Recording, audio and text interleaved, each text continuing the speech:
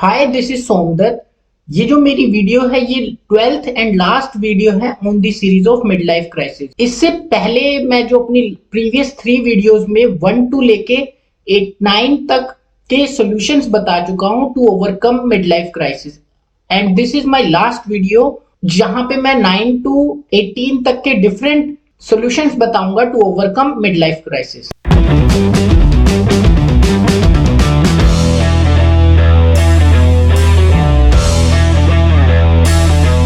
Ninth point है acknowledge what is happening, means की feel it's okay.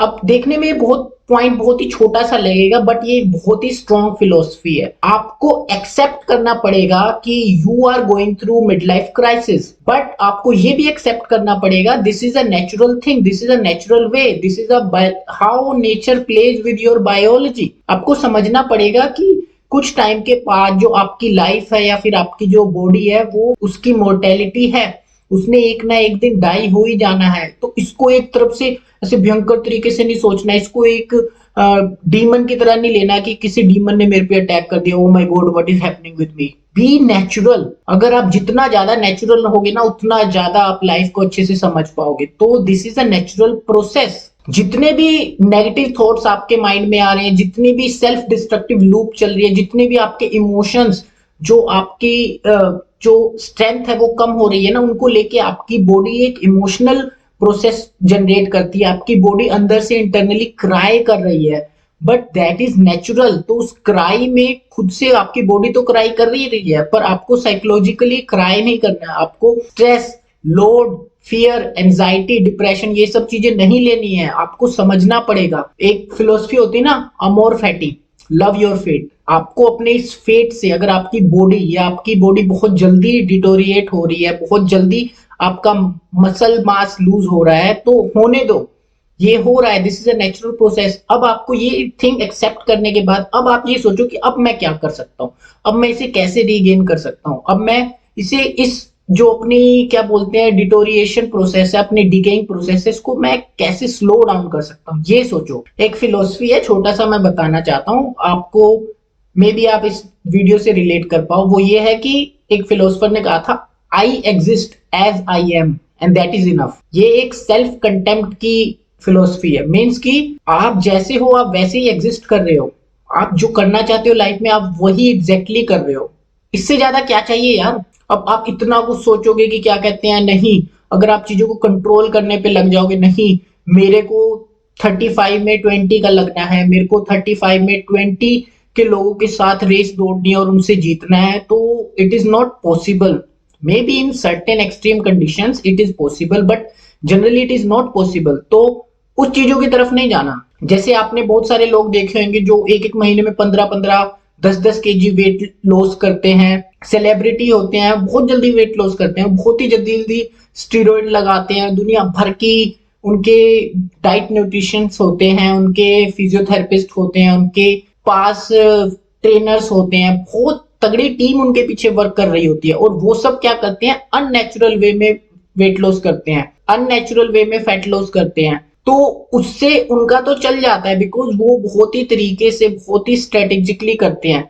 But क्या होता है, उनका भी वेट गेन स्टार्ट हो जाता है जैसे वो अपने इस पूरे जो कहते हैं ना टाइम टेबल या शेड्यूल से जैसे हटते हैं, उनका भी वेट गेन हो जाता है। तो आपको वो अननेचुरल वेज कभी नहीं अडेप्ट करने हैं। आपको अपने फेट से प्यार करना है और आपको अपने फेट को समझना है। एग्जिस्टेंस जो है ना वही रियलिटी है, और एग्जिस्टेंस में ही रहना है। ये नहीं कि what is you are and what you have to become, what ought you have to do। अब इस ought के चक्कर में ना अपने इसको कभी खत्म नहीं करना है। सिंपल से समझो, अपने प्रेजेंट को नहीं मारना है, अपने फ्यूचर के चक्कर में नेचुरल वे में जाओ, go with flow. What is happening with you, acknowledge it, respect it and accept your mid life crisis with a gratitude. 11th point है रीफोकस योर लाइफ। अब समझना, जैसे कि हम एक वीडियो शूट करते हैं या फिर एक फोटो क्लिक करते हैं, पिक्चर क्लिक करते हैं, तो उसमें भी फोकस का ऑप्शन होता है ना। अगर आप फ्रंट वाले ऑब्जेक्ट पे फोकस करते हो तो पीछे की चीजें ब्लर करने लगती है, और अगर आप पीछे की चीजों पे फोकस करते हो तो सामने वाली चीजें ब्लर करने लगती हैं। इसी तरीके से आपको अपनी लाइफ के इस फेज को ना फोकस्ड वे में देखना है। आपको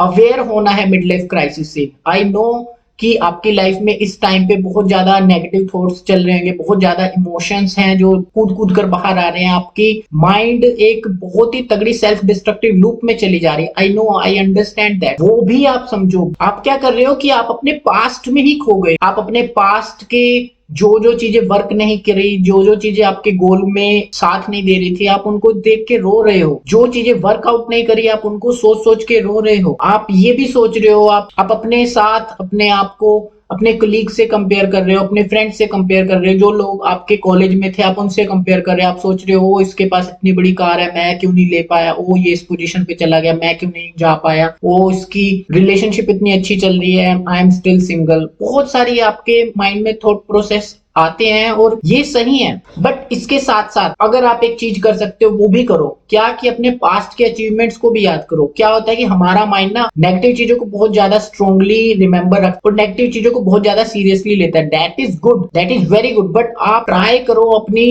पास्ट की गुड मेमोरीज को भी रिकॉइल करने की। ट्राई करो कि आपकी पास्ट की जो मेमोरी है वो रिवाइव होए। ओल्ड फ्रेंड से मिलो, ओल्ड अचीवमेंट्स पे देखो। अगर आप कुछ नहीं कर पाए हो, पर ये भी तो है आप बहुत सारी चीजें आपने की होंगी। ऐसा तो नहीं है कि आप इतने बुरे हो जितने सोच रहे हो, आप बहुत अच्छे भी तो हो सकते हो। उन दोस्तों से बात करो जिन्होंने आपको हमेशा अप्रिशिएट किया है। इस तरीके से अपनी छोटी छोटी खुशियां भी तो ढूंढो यार। और एक चीज याद रखो, कभी भी ना लाइफ में रिग्रेट नहीं करना किसी चीज का। आप सोचोगे कि ये सोमदत्त फिलोसफी दे रहा है, बट ये फिलोसफी नहीं है, इसको रियलिटी की तरह लो। क्यों? सपोज कि आपने कुछ गलत काम किया और आप जब आप कर रहे हो ना, तब तो नहीं पता ना कि आप ये गलत कर रहे हो सही कर रहे हो, क्योंकि लाइफ में आपको सरवाइव करना है। उसके लिए आपको कुछ ना कुछ एक्शंस लेने पड़ेंगे और कुछ ना कुछ आपको बिगर एक्शंस, डेंजरस एक्शंस भी लेने पड़ेंगे, बिगर चैलेंजेस को भी फेस करना पड़ेगा। अब फ्यूचर तो आपको पता नहीं है ना कि ये गलत भी हो सकता है, सही भी हो सकता है। इसलिए जब आपने एक्शन लिया ना, तब उस एक्शन के बारे में आपने नहीं सोचा कि ये गलत होएगा तो मैं कहां पे जाऊंगा। मींस आपने थोड़ा सा सोचा, पर उस टाइम तो नहीं पता ना आपको कि this is a wrong decision और राइट डिसीजन। तो उस टाइम पे आप रिग्रेट नहीं कर रहे हो, पर जब इवेंचुअली वो रॉन्ग साबित हुआ तब आप रिग्रेट कर रहे हो। और जब आप रिग्रेट कर रहे हो तब आप एक कावर्ड की तरह रो रहे हो। ओ my God, O my God, मैंने ऐसा क्यों किया, मेरे को ये नहीं करना, दिस इज रॉन्ग। पता नहीं उस दिन मेरा मूड कितना खराब था, पता नहीं क्या हुआ, पता नहीं मैं किसी से लड़के आया था इसलिए मैंने ये डिसीजन लिया, इसलिए मैंने ये किया। Shit, this is shit, this is a coward. Coward जो होते हैं ना, बहुत कावर्ड लोग, ये वैसी अप्रोच है, ऐसी अप्रोच नहीं लेनी। ये सोचो कि आप ही तो थे जो डिसीजन ले रहा था। अब आप जब डिसीजन ले रहे थे तो आपने ये भी रिस्पॉन्सिबिलिटी ली कि अब ये चाहे सही हो चाहे गलत हो, I am the responsible person for this. तो उसके लिए आपको किसी और पे कभी भी, वो कहते हैं ना कि अपनी फेलियर का चिट्ठा दूसरों पे फाड़ देना, कभी नहीं फाड़ना। आपको खुद रिस्पॉन्सिबिलिटी लेनी है। अगर आपने गलत डिसीजन लिए तो खुद लिए हैं। लाइफ में कभी भी ना ऐसे सही गलत नहीं होता है, लाइफ में करना ही पड़ता है। वो एक फिलोसफी थी इधर और की, जैसे वो बोलते हैं ना, शादी करूंगा तो भी पछताऊंगा, शादी नहीं करूंगा तो भी पछताऊंगा। तो ये ऐसी हर बार आप जब डिसीजन लेते हो ना, तो ऐसी ऐसी कंडीशंस आती हैं। आप एक ही तरीके से रिग्रेट नहीं कर पाओगे, वो है कि आप एक्शन ही ना करो, समझे। और वो तो सबसे ज्यादा कावर्डिस अप्रोच है। ऐसा नहीं करना है। आप कोई भी डिसीजन लोगे सफरिंग आएगी ही, पर आपको चूज करनी है कौन सी सफरिंग लेनी है। फॉर एग्जाम्पल क्या होता है कि आपको मैं दो सिचुएशन बताता हूँ। एक ये कि आप पढ़ रहे हो, ठीक है, आप अपने कॉलेज एग्जाम्स के लिए पढ़ रहे हो। दूसरी ये, उसी टाइम पे आपको एक ऑफर आता है। कौन सा ऑफर आता है? किसी पार्टी में जाने का। दोस्त सारे जा रहे होते हैं, तो आपके पास दो ऑप्शंस हैं। पहला कि आप उस पार्टी में जाओ, चिल करके आओ और दोबारा वापस आके एग्जाम के लिए पढ़ो। दूसरा ये कि वहीं पे बैठ के एग्जाम के लिए पढ़ो, ठीक है। तो आप क्या करते हो? सपोज आपने पार्टी का ऑप्शन चूज किया, आप पार्टी में गए, चिल किए। पार्टी में भी आपके दिमाग में वो आएगा, रिग्रेट आएगा कि यार why I am in this party, why I am this party, जिसकी वजह से आप क्या करोगे? वो पार्टी भी इंजॉय नहीं करोगे और अपने दिमाग में एग्जाम को ही चला रहे होगे, एग्जाम खराब। दूसरा क्या होता है कि आप वहीं पे बैठ के रूम में पढ़ रहे हो, पढ़ने के बाद उस टाइम पे आप कोई रिग्रेट फील नहीं कर रहे हो, आप एग्जाम के लिए पूरा जोश शोश से पढ़ रहे हो, बहुत ईमानदारी से। बट बीच बीच में फ्रैक्शन ऑफ टाइम पे आपको ये भी आएगा, यार काश मैं पार्टी में चला जाता, काश यार मेरे दोस्त क्या सोच रहे होंगे कि यार ये कितना चूतिया बंदा है, इसके साथ दोस्ती नहीं डालनी चाहिए, ये कहीं निकलता ही नहीं, घूमता ही नहीं, ये तो एंटी सोशल टाइप का बंदा है, ठीक है। अब क्या होता है, अब रिजल्ट देखो, यहाँ पे वो बंदा रिग्रेट नहीं कर रहा है। जब वो बंदा एग्जाम में वैसा वैसा कुछ आता ही नहीं है, एग्जाम उसका खराब आता है, तो उसके बाद वो रिग्रेट करता है। वो कहता है कि यार काश मैं उस दिन पार्टी में ही चला जाता, साला मार्क्स तो खराब आने ही थे। दोनों सिचुएशन में क्या है ना कि आपको आउटपुट का नहीं पता। पहले सिचुएशन में में क्या है ना कि जब वो पार्टी में गया, इवेंचुअली सपोज जो उस सब्जेक्ट उसने उस टाइम पे पढ़ने थे वो उस एग्जाम में आए नहीं। अब रिजल्ट आया, वो जब वो टॉपिक ही नहीं आया तो उसने जो पिछला पढ़ा हुआ था वही सब आ गया, तो उसके अच्छे मार्क्स आ गए। अब ये जो बंदा जिसके अच्छे मार्क्स आए हैं, ये जो बंदा जिसके अच्छे मार्क्स नहीं आए, ये दोनों आपस में डिस्कशन करेंगे ना, ये बंदा कहेगा यार, ये बंदा अंदर से फील करेगा यार तू ही सही था, क्योंकि यार तू पार्टी वार्टी में भी गया, चिल भी किया और तेरे मार्क्स भी आ गए, और मैं पार्टी में भी नहीं गया और मेरे मार्क्स भी अच्छे नहीं आए। तो समझना जो रिजल्ट होता है ना वो फ्यूचरिस्टिक होता है। रिजल्ट बहुत सारे इवेंट्स पे डिस्क्राइब होता है, रिजल्ट हमारे हाथ में नहीं होता। इसलिए क्या होता है कि हम हमेशा इस डायलेमा में फंसे रहते हैं, करें या ना करें, करें या ना करें, दोनों तरफ से ही सफरिंग आ सकती है। तो कभी भी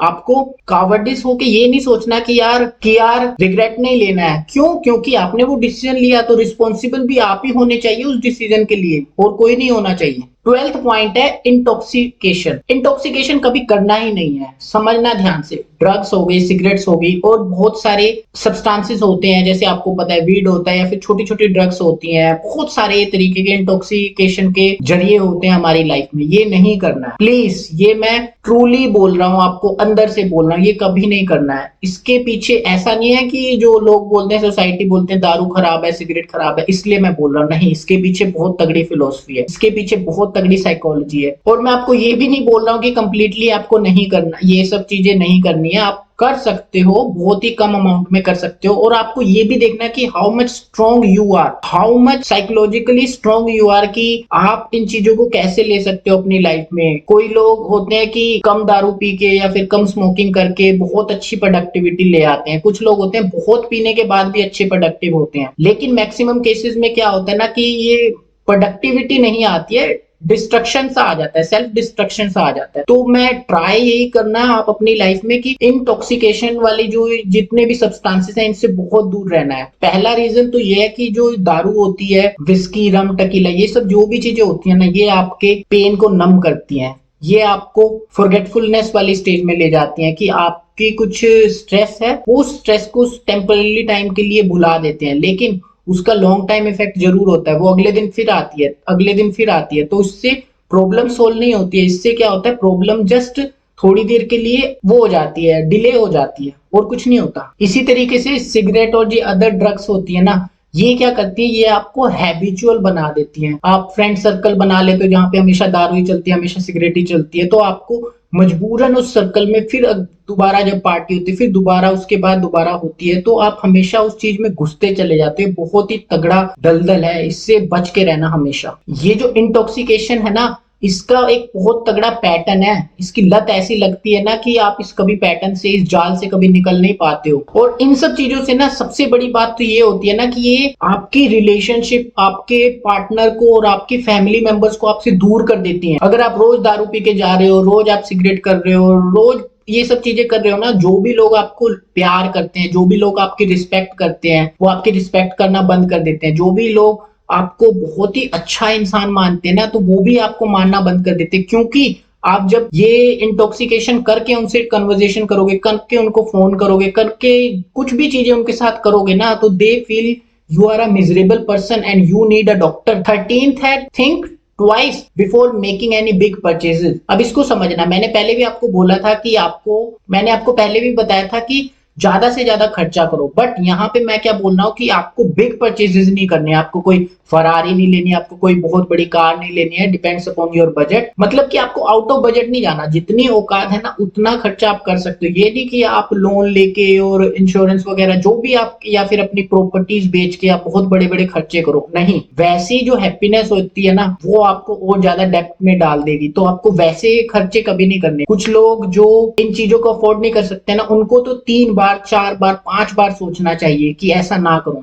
बहुत सारे लोग होते हैं, ओ मैं तो यार बहुत पैसे कमाता हूँ, मैं कमाता हूँ इसलिए अब मेरे पैसों का क्या फायदा है, अगर मैं इतना कमाता हूँ, अगर मैं इतना नहीं उड़ाऊंगा तो क्या हो जाएगा। नहीं, आपको ऐसा नहीं सोचना, आपको बहुत ही ज्यादा स्ट्रेटेजिकली तरीके से, ये जो 30 से लेके 13 ईयर्स या 12 ईयर्स है ना, बहुत ही स्ट्रेटेजिकली तरीके से निकालने हैं। फिर उसके बाद आप ठंडे दिमाग से सोचना कि आपको पैसे कहाँ लगाने हैं, फिर आपको मजा आएगा लाइफ जीने। 14th पॉइंट है टॉक टू समवन। आपको ये लगेगा कि क्या फालतू सा सोल्यूशन है, नहीं, ये सोल्यूशन ना आपके मिजरेबल टाइम में ना बहुत ही एक मिरेकल की तरह काम करेगा। ध्यान रखना, आपको क्या करना है, जब भी आपको ऐसे डिप्रेशन सा फील होता है ना, आपको ऐसे फ्रेंड्स बनाने हैं जो आपकी ही एज के, जो इस तरीके से गुजर रहे हो, या फिर आपको ऐसे फ्रेंड बनाने हैं जो आपसे बहुत ही क्लोज हो, जो आपको समझते हैं अच्छे से। स्पेसिफिकली अपनी फैमिली से बाहर ही बनाने, ये नहीं कि अपनी सारी मिजरेबल कंडीशंस अपनी वाइफ को बताने लगना, ये नहीं कि अपनी सारी वीक पॉइंट्स अपने बच्चों को समझाने लगना। No, they will never understand. तो आपको अपने एक ऐसे पार्टनर को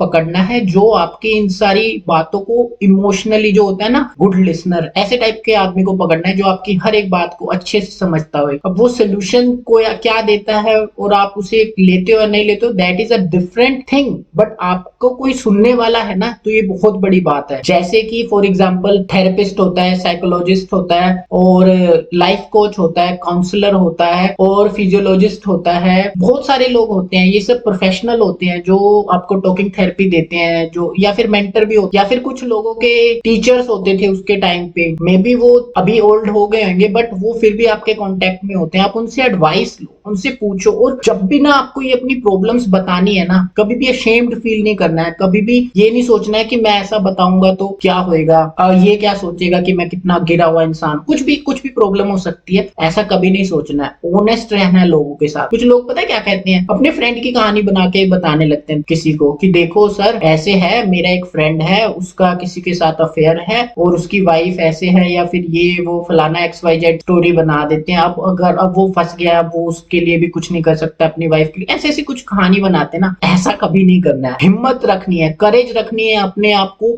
ट्रूली एक्सप्रेस करने का किसी के सामने को बताओ कि हाँ मैं ही हूँ, वो मैं ही हूँ, तो वो बंदा आपको ज्यादा सीरियसली लेगा। अगर आप किसी को ऐसे बताओगे कि यार मेरा फ्रेंड ऐसी प्रॉब्लम में फंस गया, तो घंटा क्या आपकी हेल्प करेगा, वो कहेगा यार अपने फ्रेंड के लिए जाना, या तो वो बोलेगा यार देख बेटा देख, बात है तेरी ही बात है, तू ये मान कि तू ही बता रहा है। आप कहोगे नहीं मैं नहीं बता रहा हूँ, तो यार मेरे को क्यों बार बार फोन कर रहे हैं। तो समझो, आप अपनी सिचुएशन बताओगे ना, चाहे वो आपको कितना गिरा हुआ समझे, चाहे वो आपको कैसा भी इंसान समझे, ऐसे आपको अपनी प्रॉब्लम डिस्कस करने से ना ये जो माइंड पे लोड है ना बहुत कम होता है। ऐसे आप अपने इमोशंस को जब रिलीज होने दोगे ना फ्रीली, जो आपको फील आएगी ना कि यार मेरे इमोशन सारे रिलीज हो रहे हैं, ट्रस्ट मी, वो सबसे बेटर फीलिंग होगी उस टाइम पे। क्या होता है ना कि मैं आपको एग्जांपल देता हूँ, लोग IIT JEE की तैयारी करते हैं, NITs वगैरह कॉलेजेस की तैयारी करते हैं, एम्स की तैयारी करते हैं, डॉक्टर बनने की तैयारी करते हैं। उस टाइम पे क्या होता है ना, मैंने खुद देखा है यार लोगों को, उस टाइम पे क्या होता है ना, कुछ बच्चों का कोई एग्जाम खराब हो गया, उनके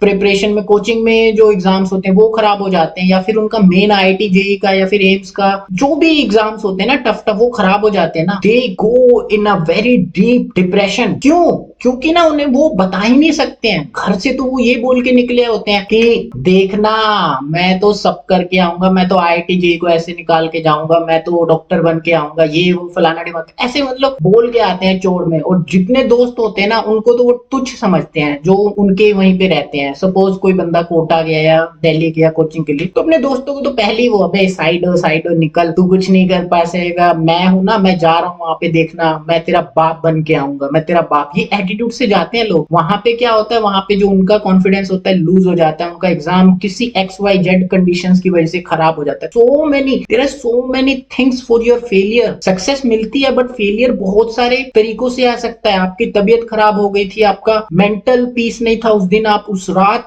इंसोम्निया की कंडीशन में थे, आप सो ही नहीं पाए, बहुत सारी चीजें आ जाती है यार। परफॉर्मेंस प्रेशर होता है, आप एग्जाम आपका खराब हो गया। लोग क्या करते हैं ना, इंडिया में बहुत बड़ा रीजन है सुसाइड का, ये जो मैंने आपको बताया। तो उनके लिए ना टॉकिंग थेरेपी होती नहीं है। वो किसे बताएंगे, आप ही बताओ यार, किसे बताएंगे? मम्मी पापा को बता नहीं सकते। मम्मी पापा तो कहीं कहीं गाँव में से लोग आते हैं, वो तो अपने मम्मी पापा को बोल के आते हैं, उनके मम्मी पापा बहुत तरीके के लोन वोन या पैसे वैसे लेके उनको पढ़ा रहे होते हैं। अगर वो अपने मम्मी पापा को उस टाइम बोल देंगे ना ऐसा ऐसा हुआ, तो उनके मम्मी पापा उसी टाइम, कुछ लोग तो बहुत दिल पे ले लेते हैं बात की, यार मेरा बच्चा IITian नहीं बन पाएगा, मेरा बच्चा डॉक्टर नहीं बन पाएगा, उस चीज को बहुत ही दिल पे ले लेते। कुछ लोग, कुछ पेरेंट्स सोचते हैं कि यार हम अब सोसाइटी में क्या मुंह दिखाएंगे, हम क्या करेंगे, कैसे बताएंगे कि हमारा बच्चा नालायक है, कैसे बताएंगे कि हमारा बच्चा कर नहीं पाया, क्लियर नहीं कर पाया एग्जाम। और रही बात फ्रेंड की, तो फ्रेंड्स उसके कुछ होते नहीं है उस टाइम पे, क्योंकि वो इस कंडीशंस में जाता है जहाँ पे ये प्रोग्राम इस तरीके का है कि आपको आपके फ्रेंड सर्कल से बहुत दूर कर देता है, तो वो फ्रेंड्स को भी नहीं बता पाता है, रिलेशनशिप उसके होते नहीं है। तो घंटा ये जो लोनलीनेस होती है ना, और ये जो प्रेशर कुकर होता है ना, वो ऐसे फटता है ना कि उस पर्टिकुलर टाइम पे लोग समझ ही नहीं पाते। मैंने खुद बच्चों को रोते हुए देखा है, बहुत परेशान होते हुए देखा है, सुसाइड करते हुए तक देखा है। मीन्स की सुसाइड तो नहीं, बट सुसाइड का अटेम्प्ट करते हुए देखा है मैंने। कहते हैं कि मैं एग्जाम ही नहीं दे पाया, मैं एग्जाम दे ही नहीं पाया, मैं रात भर सोता रहा। ऐसी सिचुएशन में क्या बता पाएगा जिस चीज के लिए आपने 3-3 साल तक एग्जाम की प्रिपरेशन की है, 3 साल बाद आप उस रात सो गए हो, आप उठ ही नहीं पाए सुबह, तो आप क्या बता पाओगे? क्या बता पाओगे कि मैं सुबह उठ ही नहीं पाया, मैंने एग्जाम ही नहीं दिया? That is a very pathetic way to express your situation to your parents. ऐसे होता है लाइफ में, दिस इज रियलिटी। जो लाइफ है हमारी प्लानिंग के अकॉर्डिंग नहीं होती है, लाइफ हमारी प्लानिंग के अगेंस्ट भी जाती है, पर उसकी वजह से लाइफ को कभी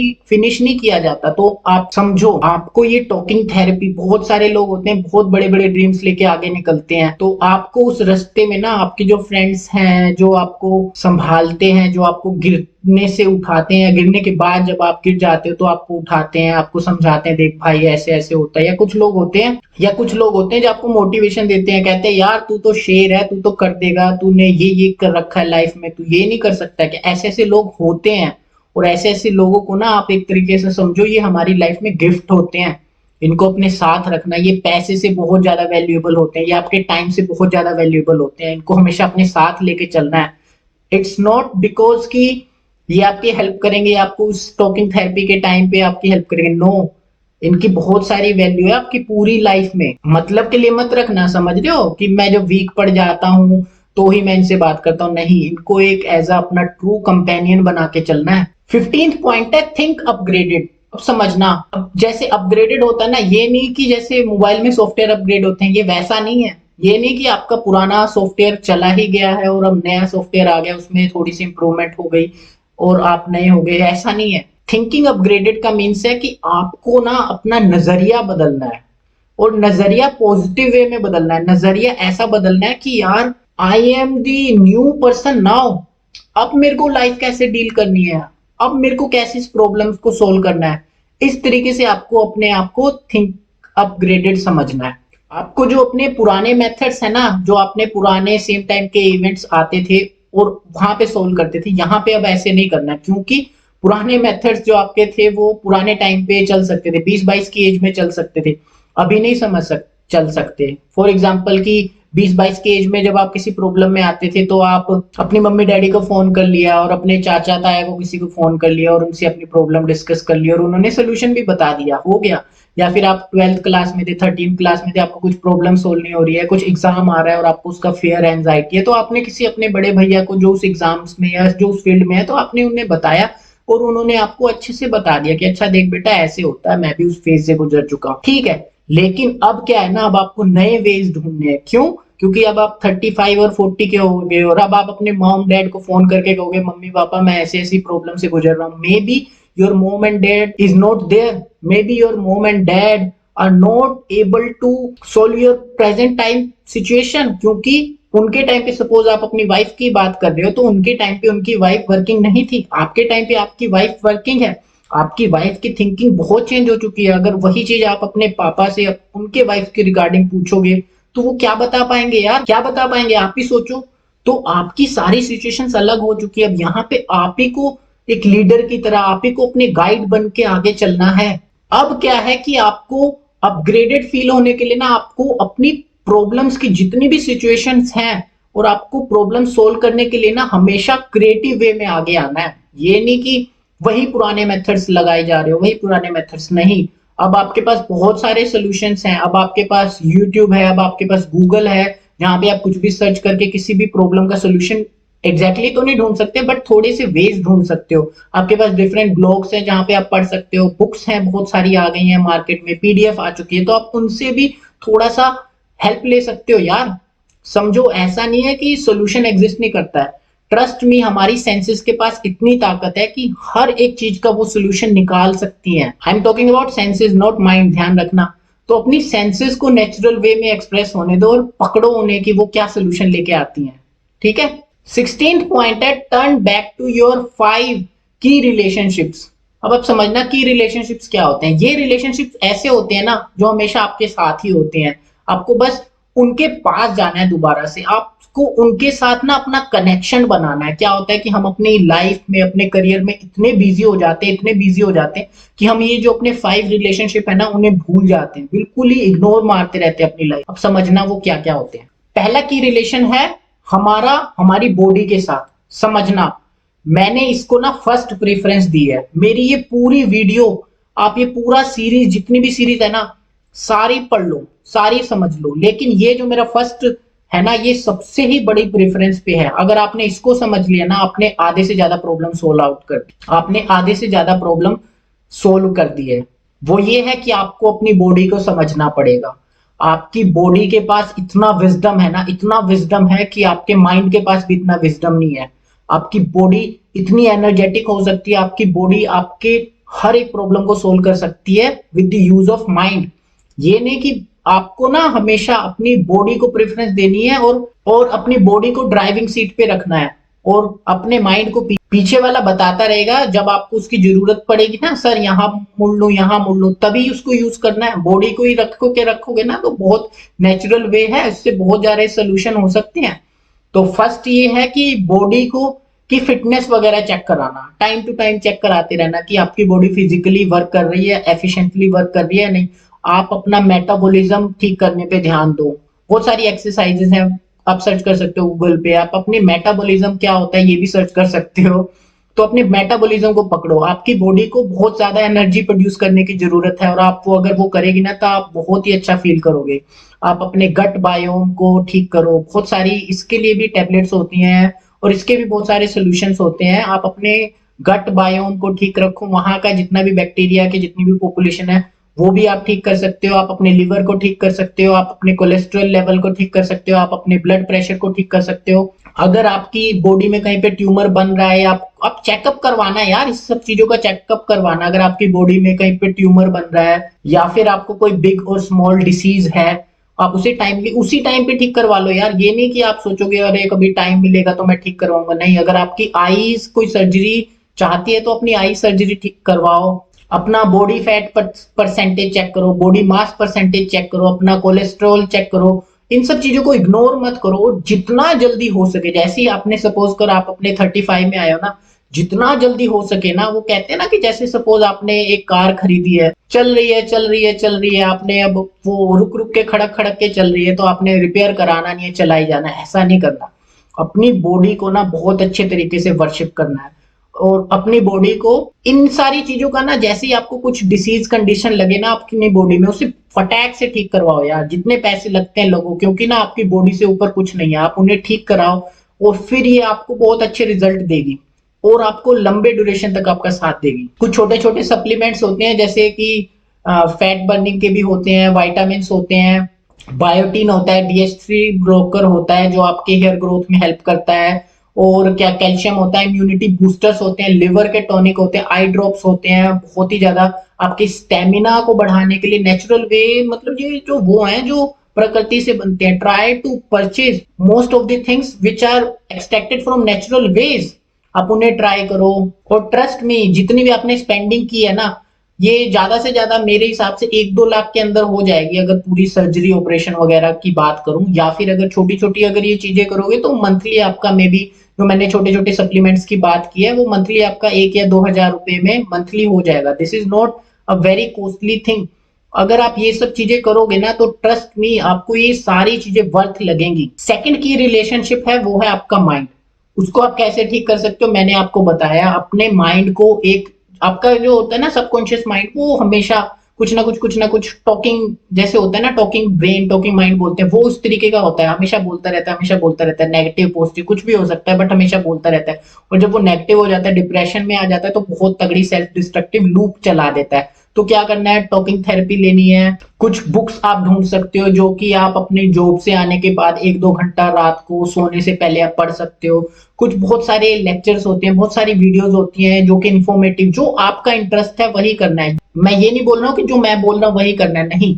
आप कुछ भी हैबिट बना सकते हो जिससे ना आपका माइंड डिस्ट्रैक्ट ना हो, मीन्स कि इस मिड लाइफ क्राइसिस की तरफ ना जाए। अब समझना कि ये this is not a escape, escape कुछ और होता है, मैंने बताया था, ये एस्केप नहीं है। आप में आपने ये ऐसी चीजें करनी है, ऐसा पैटर्न बनाना है, ऐसी हैबिट बनानी है जिससे आपका माइंड ना एक प्रोडक्टिव चीज की तरफ लगा रहे। जैसे कुछ लोग कंटेंट राइटिंग करते हैं, कुछ फ्रीलांस का काम ढूंढ लो, कुछ कुछ भी ढूंढ सकते हो यार, जिससे आपका माइंड एंगेज्ड रहे और आपको डेली ऐसी फीलिंग आती रहे कि यार आप अपनी जॉब के अलावा भी कुछ नया रोज सीख रहे हो। इससे क्या होएगा कि आपके जो मेमोरी सेल्स हैं और आपकी जो होल ओवरऑल ब्रेन का कॉन्फिडेंस है ना, एक तरीके से समझना, क्योंकि आप रोज नई चीजें सीख रहे हो तो आपका कॉन्फिडेंस इंक्रीज होता रहेगा। थर्ड रिलेशनशिप है आपका आपकी फैमिली के साथ। समझना ये भी बहुत जरूरी है, आप अपनी फैमिली के साथ टाइम ज्यादा से ज्यादा स्पेंड करना स्टार्ट कर दो। मे बी क्या होता है कि वो आपको उतना टाइम ना दे, पर आप कुछ ऐसी सिचुएशंस क्रिएट करो, जैसे फैमिली गैदरिंग होती है, पार्टीज होती है, छोटी सी पिकनिक होती है, एडवेंचरस ट्रिप होते हैं, कुछ भी ऐसी ऐसी चीजें बनाओ या फिर सिचुएशन ऐसी क्रिएट करो जहां पे आप सारा विद फैमिली इकट्ठे हो सकते हो। तो वहां पे वो सारी चीजें आपको बहुत रिलैक्स्ड फील कराएंगी, आपके माइंड को पीस स्टेट में रखेंगी। फोर्थ की रिलेशनशिप है आपके कलीग्स, आपके जो फ्रेंड सर्कल में थे, जो भी आपके कॉलेज के टाइम पे फ्रेंड्स थे, या फिर आपकी ट्रेनिंग के टाइम पे कभी फ्रेंड बने, या फिर आपके बचपन के फ्रेंड हो गए, उनसे ना, अब चाहे आप इसे समझ लो सेल्फिशनेस समझ लो या फिर आप जबरदस्ती कर रहे हो, पर करो करो उन सबके साथ बात करना स्टार्ट करो, पुरानी यादें ताजा करो। इससे प्रोडक्टिविटी कुछ नहीं आएगी, ध्यान रखना, इससे आप अपने करियर में आगे नहीं जाओगे, बट आप ना इससे साइकोलॉजिकली और आपका माइंड जो है वो स्ट्रांग होएगा। उसके जो टूटे हुए कनेक्शंस होते हैं ना आपके फ्रेंड के साथ, या फिर पिछली लॉस्ट जो मेमोरीज होती है वो दोबारा रिकनेक्ट हो जाएंगे। तो आप उनसे बातें करो, उनसे शेयर करो, ट्राई करो कि उनसे लड़े ना, इरिटेट ना करो आप उन्हें, और इस तरीके से छोटे छोटे इवेंट्स को, पास्ट इवेंट्स को डिस्कस करो, that will give you happiness. और फिफ्थ आता है जो हमारा की रिलेशनशिप होता है, जो मेरा फेवरेट है, वो होते हैं आपके पास्ट पैशन। बहुत सारी चीजें होती हैं जो हमने ना बचपन में छोड़ दी होती है, जो हमने अपनी पढ़ाई, हमने अपनी एजुकेशन के लिए, हमने अपने करियर बिल्डअप के लिए छोड़ दी होती है। बहुत सारे होते हैं, जैसे कि आपका कोई स्पोर्ट हो सकता है, कोई भी singing, dancing, video making, writing, कुछ भी हो सकता है यार। कुछ लोग तो इंस्टाग्राम के पेजेस बना लेते हैं, कुछ पेज बना लेते हैं, या फिर बहुत सारे लोग, मतलब आप समझ रहे हो ना मैं क्या कह रहा हूँ, ये अदर एक्टिविटीज होती हैं, ये अदर टाइप के पैशन होते हैं जो हमने लाए, जो समझ लो कि वो अवर लॉस्ट फ्रेंड, हमारे कुछ फ्रेंड जो छूट गए हैं, बट ये फ्रेंड पैशन के रूप में है, हमारी ओल्ड हैबिट्स के रूप में। उन हैबिट्स को पकड़ो, जहां पे आपने छोड़ी थी ना वहां से रीगेन करो। कुछ लोग इंग्लिश स्पीकिंग का कोर्स करने लगते हैं, बहुत सारी चीजें होती हैं यार, कुछ अदर लैंग्वेजेस सीख लो, बहुत सारी चीजें हैं करने को।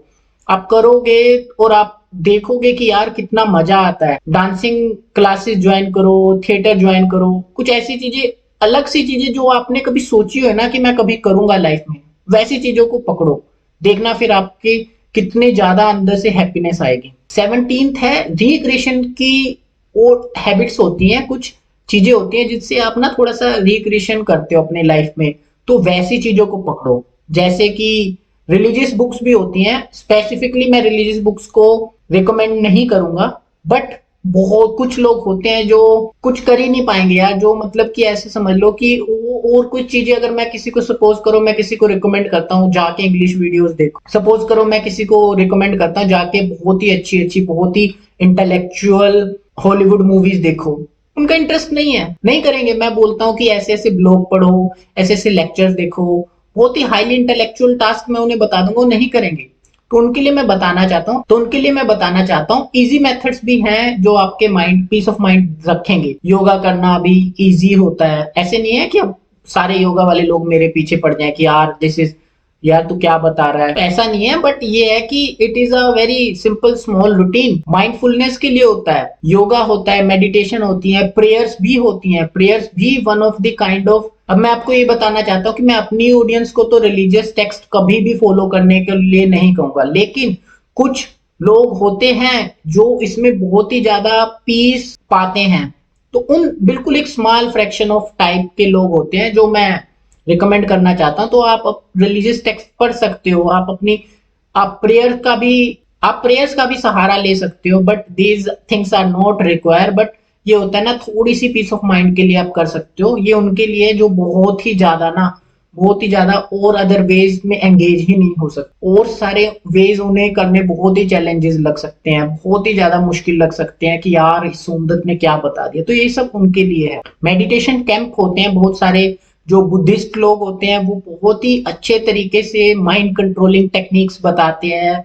उनकी मेरे को स्पेशलिटी ये लगती है कि वो ना आपको कुछ रिलीजियस टेक्स्ट वगैरह नहीं देते हैं, वो आपकी फिजिकल एक्टिविटीज करवाते हैं, और फिजिकल एक्टिविटीज ना किसी भी फॉर्म में हुए अच्छी ही होती हैं। तो वो आपको एक वेज बताते हैं आपकी सफरिंग डिप्रेशन से निकलने का, और those methods are scientifically proven, they are very good and they can change your life. जो मेडिटेशन कैंप होते हैं वो ज्वाइन करो, इंटरनेशनल कैंप्स होते हैं यार वो ज्वाइन करो, आप देखो आपकी लाइफ में कितना चेंज आएगा। 18th और लास्ट साइन है वो है अडेप्ट पॉजिटिविटी। अब ये बहुत ही छोटा सा पॉइंट है और ये मेरा फेवरेट है कि हमेशा आपको पॉजिटिव रहना है। आपकी लाइफ में अगर डाउनफॉल भी आता है तो आपको समझना है यार कि ये mid life crisis 3 to 13 years तक ही है, 12 ईयर्स तक ही है, और ये अपने आप ही चला जाएगा। तो ट्राई करना है कि बहुत सारे मैंने मेथड्स बताए, सोल्यूशंस बताए, उनको प्रैक्टिस करो, और उनको देखो कि वो वर्क कर रहे हैं नहीं। अगर लेकिन आप उन मेथड्स को पॉजिटिव माइंडसेट से लेके चलोगे ना, दारू छोड़ो, स्मोकिंग छोड़ो, ये सब छोड़ो, और हर एक मेथड्स को आप पॉजिटिविटी के साथ करोगे, आप अपने पूरे कॉन्फिडेंस के साथ करोगे, आप बिल्कुल फ्री माइंड होके करोगे ना, तो इस सारे सॉल्यूशंस में से कोई ना कोई सॉल्यूशंस आपके काम आ ही जाएगा। So this was my last point. I hope कि आप मेरी वीडियो से रिजोनेट किए होंगे। आई होप, मैं आपको रिकमेंड करता हूं कि अगर आप सच में मिड लाइफ क्राइसिस से गुजर रहे हो, या फिर आप मिड लाइफ क्राइसिस को ओवरकम करना चाहते हो जो आपके फ्यूचर में आएगा, तो आप ये मेरी सारी वीडियोस 1 to लेके 12 तक देखो। और मैं एक और वीडियो बनाने जा रहा हूं जो कि एक शॉर्ट होएगी बट कंप्लीट उसमें डिस्क्रिप्शन होएगा मिड लाइफ क्राइसिस का। जो लोग मेरी ये पूरी सीरीज नहीं देख सकते उनको मैं रिकमेंड करूंगा कि वो मेरी स्मॉल वीडियो देखे, जो कि 15 to 20 मिनट्स की होने वाली है। अगर वो उन्हें देख लेंगे तो उनको ये सारी वीडियोस ना भी देखें, बट उन्हें एक आइडिया लग जाएगा कि मैं क्या बताने जा रहा हूँ। और स्पेसिफिकली 2 चीजें तो मैं रिकमेंड कर रहा हूँ। पहली चीज ये है, जो मेरी वीडियो है उसमें जो साइंस मैंने बताए हैं ना मिड लाइफ क्राइसिस, एक तो वो आप जरूर देखना। हिस्ट्री वाला पार्ट आप स्किप भी कर सकते हो, क्योंकि वो सिर्फ स्पेसिफिकली रिसर्च पर्पस के लिए लोगों के लिए है। और जो ये मैं एक और नेक्स्ट वीडियो बनाऊंगा जिसमें मैं कंप्लीट एनालिसिस करूंगा इन शॉर्ट, वो तो आप जरूरी देखना। तो और जो मैंने 18 सॉल्यूशंस बताए हैं, इसका एक एक पार्ट को देखना, एक एक पॉइंट को ध्यान से हेडफोन लगा के सुनना, और आपको सच में बेटर रिजल्ट्स मिलेंगे। तब तक के लिए थैंक्स।